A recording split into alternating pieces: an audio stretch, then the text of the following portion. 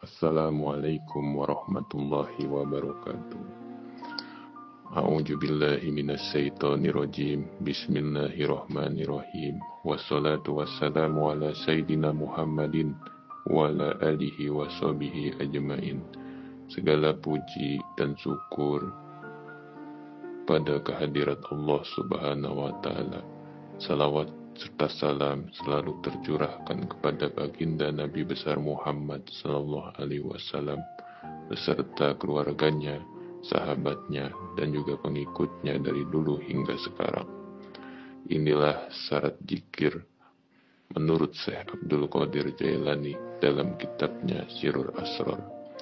Salah satu syarat menyediakan seseorang untuk berzikir ialah berada di dalam keadaan berwudu, basuh dan bersihkan tubuh badan dan sucikan hati. Pada peringkat permulaan, supaya zikir itu berkesan, perlulah disebut kuat-kuat akan perkataan dan ayat yang dijadikan zikir, kalimat tauhid, sifat-sifat Allah.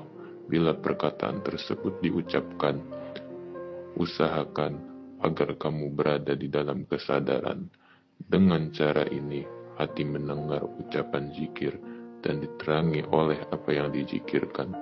Dia menerima tenaga dan menjadi hidup, bukan saja hidup di dunia ini, bahkan juga hidup abadi di akhirat.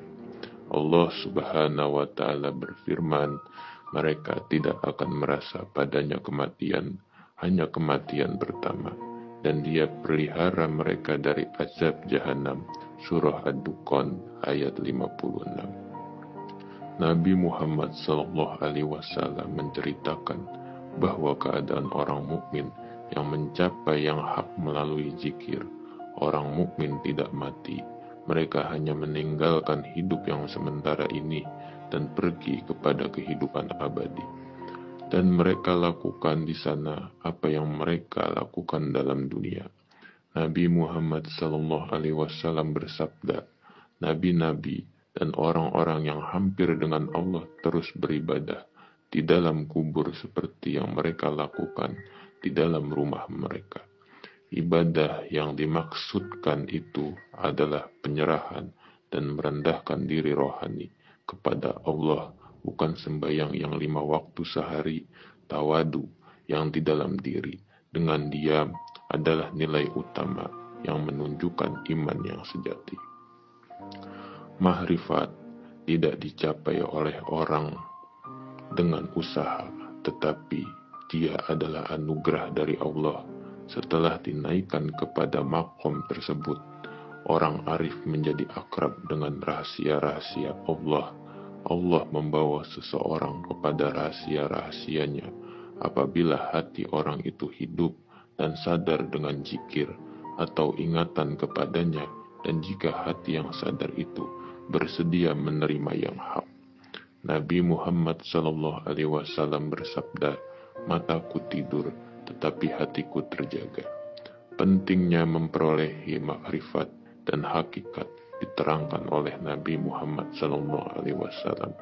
Jika seseorang berniat mempelajari dan beramal menurut keinginannya itu, tetapi mati sebelum mencapai tujuannya, Allah melantik 2 orang malaikat sebagai guru yang mengajarnya ilmu dan makrifat sampai ke hari kiamat.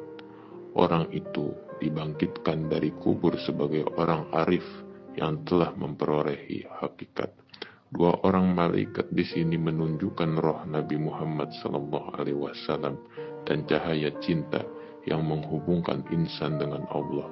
Pentingnya niat dan hajat selanjutnya diceritakan oleh Nabi Muhammad sallallahu alaihi wasallam.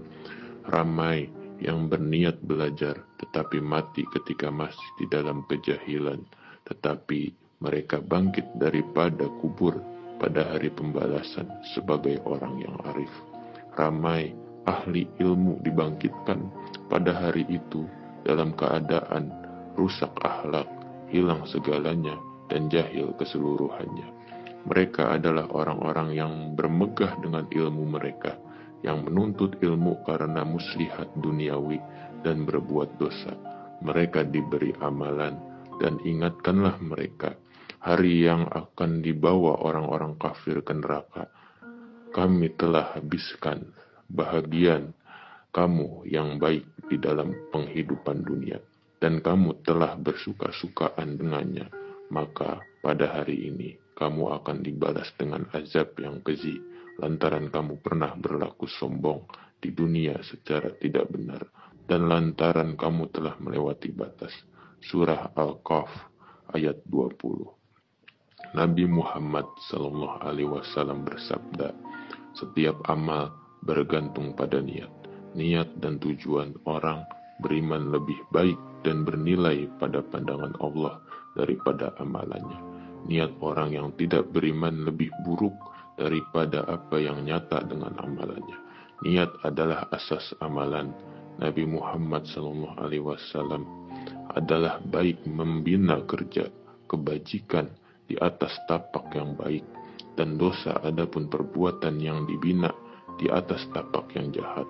Barang siapa hendak ke taman akhirat, kami tambah untuknya pada ketamannya, dan barang siapa mau ke taman dunia, kami akan beri kepadanya sebagian daripadanya, tetapi tidak ada baginya bagian akhirat. Surah Asy-Syura ayat ke-20.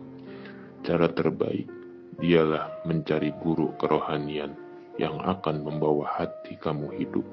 Ini akan menyelamatkan kamu di akhirat. Ini adalah penting, dia mesti dilakukan segera ketika masih hidup. Dunia ini kebun akhirat. Orang yang tidak menanam di sini tidak boleh menuai di sana. Jadi bercocok tanamlah di dalam dunia ini dengan benih yang diperlukan untuk kesejahteraan hidup di sini dan juga di akhirat. Wallahu a'lam bishawab.